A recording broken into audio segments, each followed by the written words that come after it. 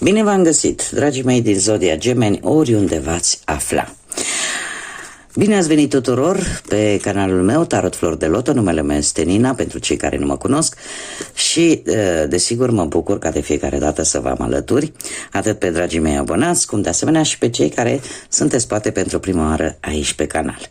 Azi voi face o lectură generală pentru luna ianuarie a lui 2025, așa că, dragilor, toți cei care aveți Soare, Lună, Venus sau ascendentul în Zodia Gemeni, atunci această lectură este de asemenea și pentru voi. Un aspect important, dragii mei, de care trebuie să țineți cont, și anume faptul că voi vă construiți viitorul, așa că vă rog să luați decât acele informații, acele mesaje care rezonează cu voi, iar restul lăsați-le să zboare în univers, pentru că sigur sunt pentru alte energii, pentru alte persoane care într-o mai mică sau mai mare măsură au o legătură cu Zodia Gemeni. Cum de asemenea, dacă nu veți rezona sub nicio formă cu această lectură, nu face nimic, puteți viziona celelalte zodii, care pot reprezenta pentru voi poate ascendentul, Luna, Venus sau oricare altă planetă importantă din cartea voastră natală. Așa că, așa cum v-am obișnuit, haideți să scoatem câte o carte pentru fiecare săptămână a lui ianuarie.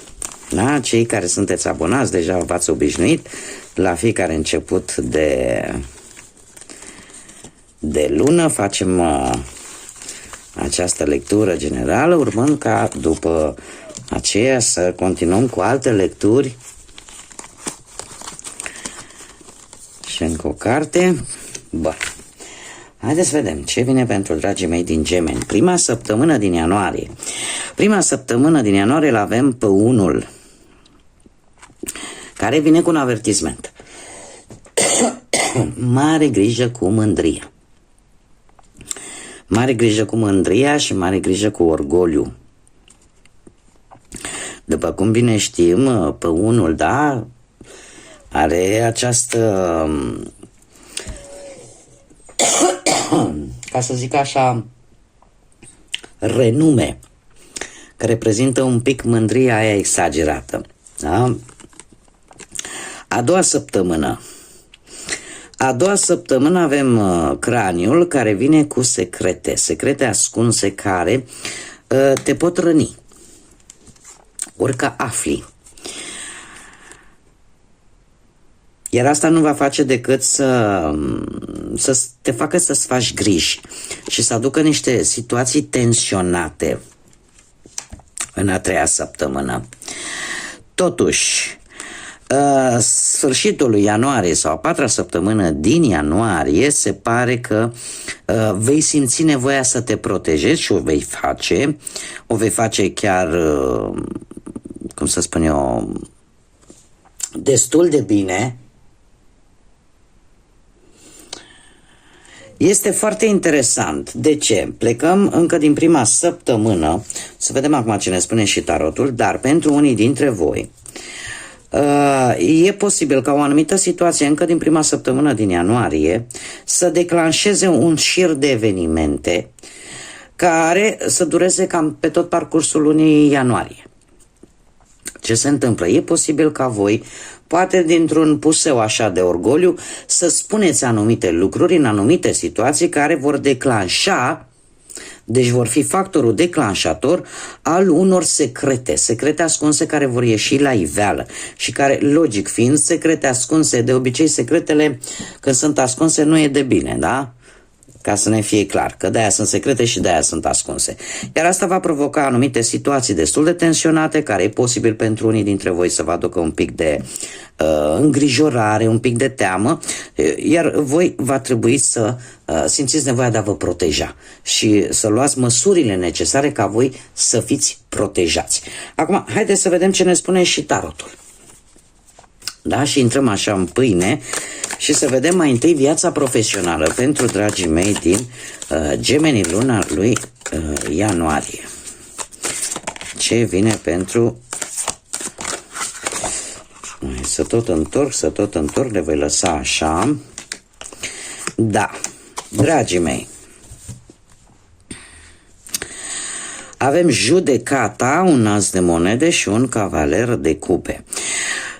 Trebuie să vă spun că pe partea asta a muncii, da, a profesiei, e posibil să apară anumite prejudecăți precipitate, a spune, ori la locul de muncă, tocmai ce am văzut, da? Ce înseamnă a avea prejudecăți?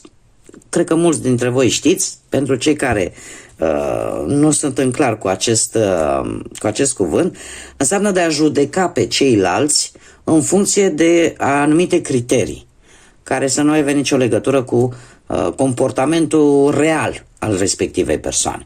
E ca și cum îl vezi pe unul că e îmbrăcat prost și spui, uite, te iei după haine și nu după felul în care gândește respectiva persoană. Asta înseamnă o prejudecată. Și e posibil ca, ori la locul de muncă, în speță, pentru cei care aveți deja un loc de muncă, să apară niște prejudecăți. Bine ar fi să nu participați la ele și trebuie să știți un lucru. Tot ceea ce cărțile mie îmi expun aici sunt energii. Energii care, prin atitudinea și prin deciziile pe care voi le luați, aceste energii se pot modifica. Depinde foarte mult de voi. Tocmai de aceea vă și spun la fiecare început de lectură că de voi depinde, deciziile voastre pot schimba anumite lucruri în viața voastră. Deci, posibil să apară anumite tensiuni, poate, la începutul lui ianuarie, din cauza posibilă a unor prejudecăți sau, nu știu, poate cu colegii, cu șefii, care pot altera un pic conviețuirea la locul de muncă, sau poate apărea o șansă pentru cei care sunteți în căutarea unui job, o șansă pozitivă. O șansă pozitivă de a găsi ceva de muncă, de a găsi un job. Asul de monede vine cu o mișcare destul de promițătoare. Da? Vine cu o veste bună, e posibil să unii dintre voi să fiți pe punctul de-a lungul lunii lui ianuarie să obțineți un job cu o activitate total nouă față de ce ați făcut până în prezent, iar acest cavaler de cupe îmi spune că sunt proiecte care vor evolua încet, vor evolua sigur și paradoxal, unii dintre voi e posibil să primiți poate mai mult de o ofertă de muncă, dar voi trebuie totuși să alegeți cumva decât acel job care prezintă, cum să zic eu, e o ofertă fermă, da? Și care prezintă așa e cea mai avantajoasă dintre toate, da? Adică să le gândiți, să nu vă grăbiți. Cum de asemenea, cum am mai spus, mare grijă cu prejudecățile, pentru că asta pot crea anumite conflicte la locul de muncă și nu e chiar indicat așa să începeți anul cu stâncul, ca să zic așa. E posibil ca asta să declanșeze, să ți se dea mai multe responsabilități decât te-ai gândit tu. Da? Să ți se dea și mai multe de făcut. Așa că, din punctul ăsta de vedere, un pic de atenție. Haideți să vedem cu bănuții cum stați, dragii mei, din Gemeni pe luna lui ianuarie. Și avem, sunteți...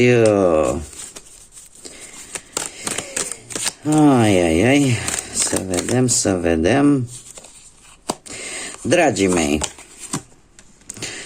se pare că începutul lui ianuarie, cu acest 4 de bâte pe partea asta banilor, nu știu, vine cu un succes, aș spune. Vine cu un succes, nu știu, orică obțineți vreo sumă de bani, orică trebuia să vă vină o sumă de bani undeva la începutul lui ianuarie, cert este că e un lucru care vă bucură. Pajul de cupe vine cu anumite acorduri posibil. Sau voi rezolvați, ori faceți anumite acorduri financiare, că e cu vreo bancă, că e cu vreo firmă de-asta financiară, sau cumva reușiți cu banii ăștia care vin să rezolvați niște datorii, niște probleme pe care voi le aveți de rezolvat din punctul ăsta de vedere financiar. Iar faptul că avem și un 9 de cupe, asta îmi spune că încet, încet problemele voastre se vor îndepărta. E posibil chiar să recuperați, aș spune, unii dintre voi niște bani care păreau acum ceva vreme poate imposibil de recuperat. Dacă nu avem situația asta, avem pur și simplu un câștig spontan, total neașteptat, care poate veni undeva chiar de la jumătatea lui ianuarie până către sfârșitul lunii. Haideți să vedem cu dragostea cum stați, dragii mei, pentru cei care sunteți într-o pereche și se pare că nu stați rău deloc, cel puțin până acum. Hai să mai punem o carte.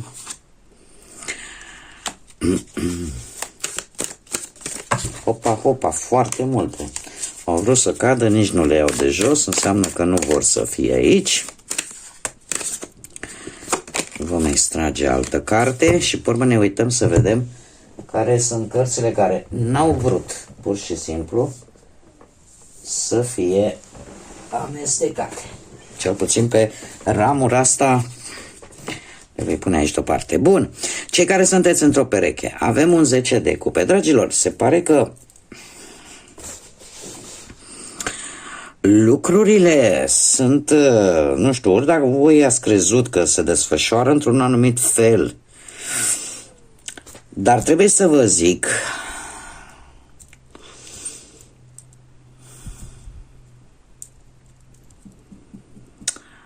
cu șaptele ăsta de spade nu e bine aici. Voi, joacă voi sau perechea voastră, aici e vorba de o lipsă de încredere în pereche. Ori voi nu aveți încredere în perechea voastră, ori perechea voastră nu are încredere în voi. Și aici deja cu 9 de monede îmi vorbește tare mult de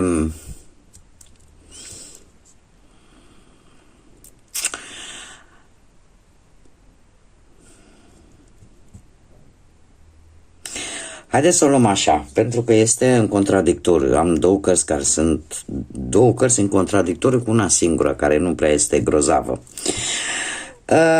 În principiu, lucrurile cu acest 10 de cupe îmi spun că există, dacă voi, de exemplu, ați gândit cumva poate negativ față de perechea voastră, față de relația voastră și v-ați pierdut oarecum încrederea,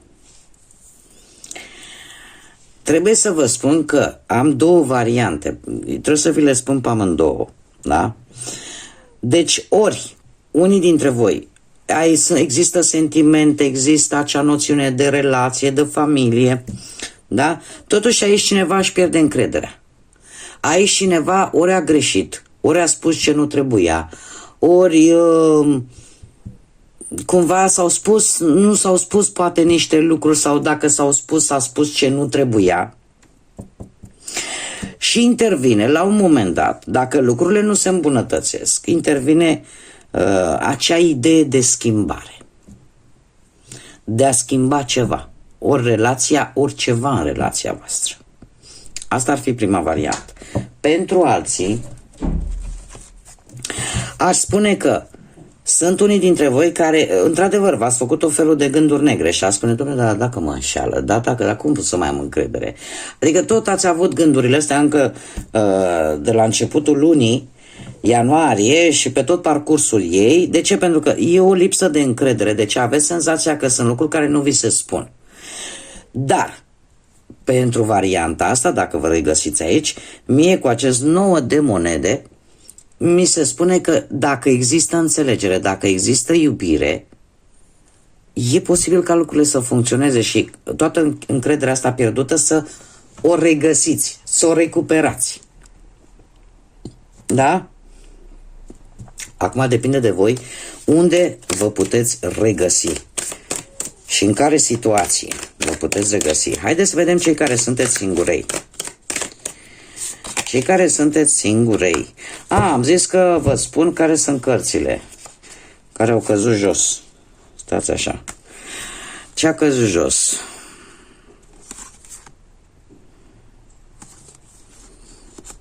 Da. Ce-a căzut jos și n-a vrut să fie în cărți, o stare de așteptare, de foarte multă răbdare, într-adevăr, optimism, șanse bune în relație și treiul ăsta de bâte care aș zice că e vorba foarte mult de a fi apreciat de către celălalt. Dar cărțile astea cumva n-au vrut să fie în pachet în momentul în care am care să vedem, sper să nu cadă și acum. În momentul în care am vrut să vedem situația amoroasă pentru cei care sunteți într-o pereche. Acum, cei care sunteți singuri, se pare că vă simțiți, nu că singuri, foarte singuri. Aveți o lipsă acută de emoții, de sentimente și încă o dată mi iese un 5. Care ce îmi spune? Există un conflict interior în voi foarte mare, foarte puternic, care nu va face altceva decât să vă instabilizeze un pic din punct de vedere emoțional. Vreți schimbare, vreți, cum să spun eu, aveți curaj, vreți să aveți noi experiențe, dar în același timp sunt lucruri de care voi trebuie să scăpați. Trebuie să vă debarasați de ele. De ce? Pentru că, în primul și în primul rând, acest 5 de monede îmi vorbește de cum să spun eu, e posibil ca unii dintre voi să fi pus ochii pe cineva, să vă fie atras cineva atenția. Totuși parcă persoana aia nu vă răspunde la semnale, la mesaje, da? Și atunci lucrul ăsta, tocmai de aceea vă simțiți, cum să zic eu, sărăciți de sentimente. Și e ca și cum mai spune, știi, parcă retrăiesc încă o dată ce am mai trăit în trecut. De ce? Pentru că avem acest 5 de cupe care îmi vorbește de decepție. Da? Și haideți să vedem încă o carte. Apare această teamă, apare această, cum bine am văzut încă de la început. Totuși aici am un 2 de monede care îmi spune în felul următor.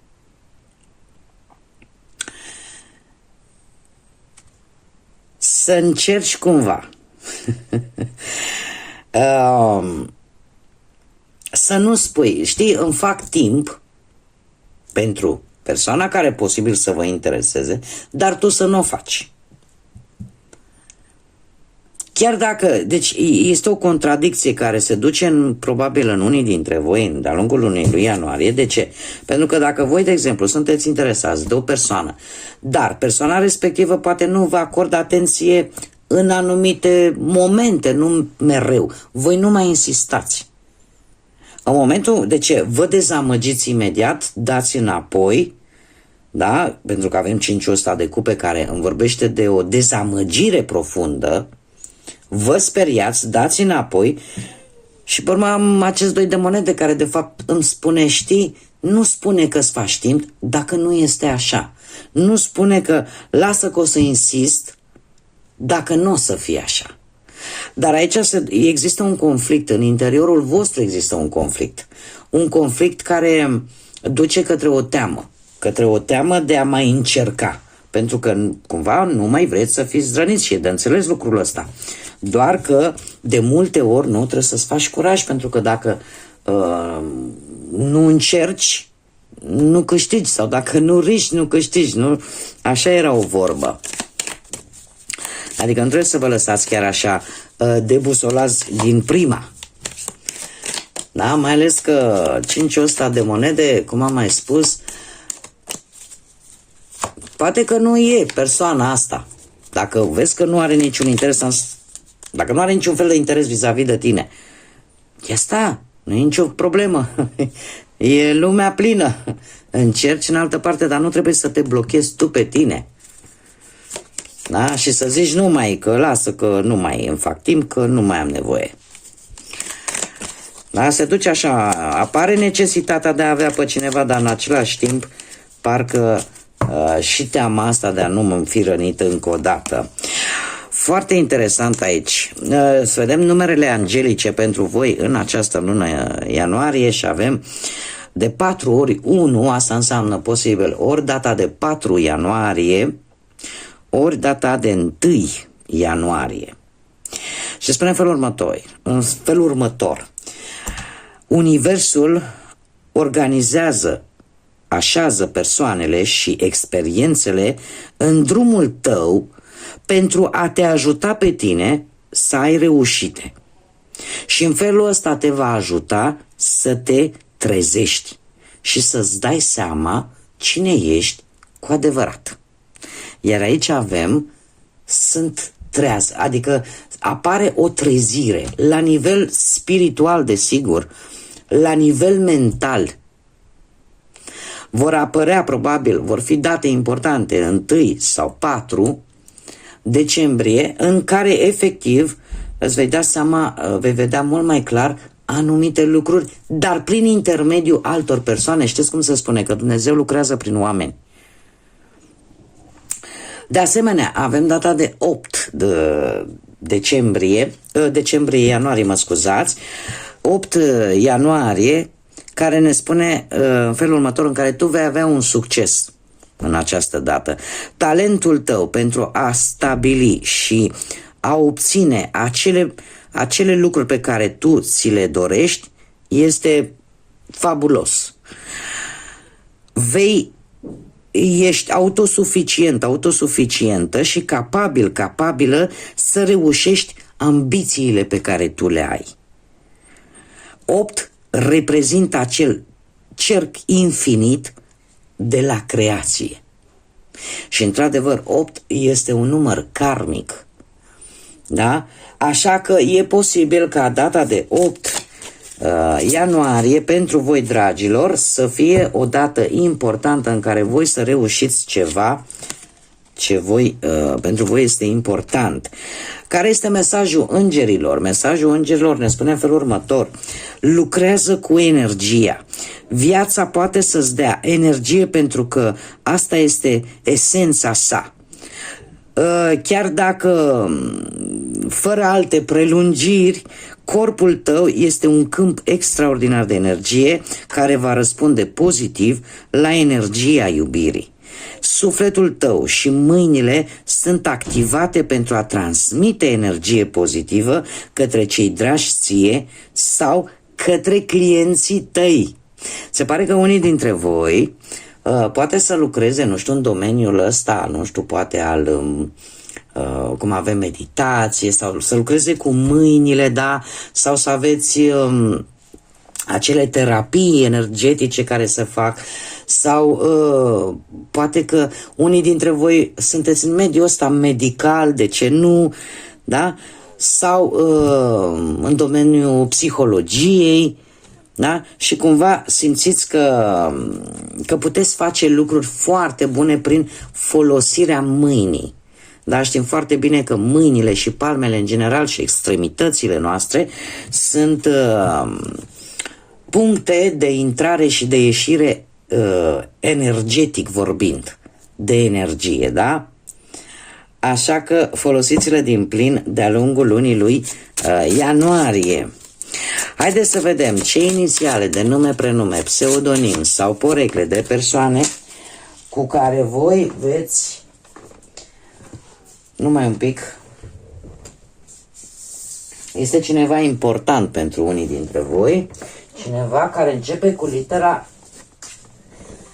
cu litera M. Sau poate inițialele numelui vostru. Poate să fie, da? Haideți să vedem. Și avem, deci, litera M, litera D, litera N, litera L, W,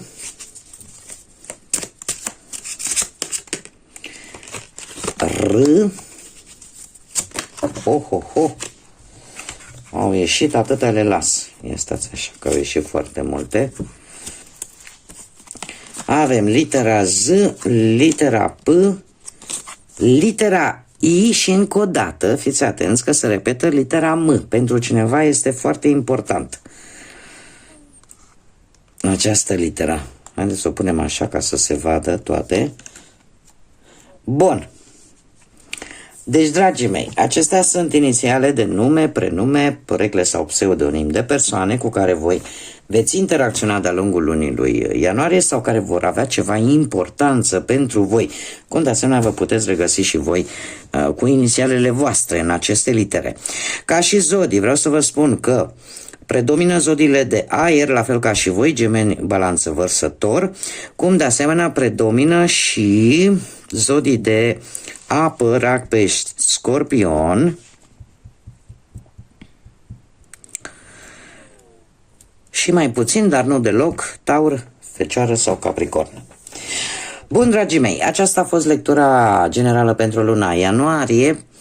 Pentru voi, eu vă mulțumesc pentru atenție. Desigur, dacă ați rezonat, dacă v-a plăcut, nu uitați de like-uri, nu uitați de comentarii, de distribuiri și de asemenea pentru toți cei care încă nu s-au abonat, eu îi invit cu mare drag să o facă și desigur trebuie să vă urez pentru noul an 2025 ca fiecare gând, fiecare dorință să devină realitate și să aveți parte de multă sănătate, de multă înțelepciune, de multă lumină, atât în suflete cât și în gânduri și de multă energie pozitivă.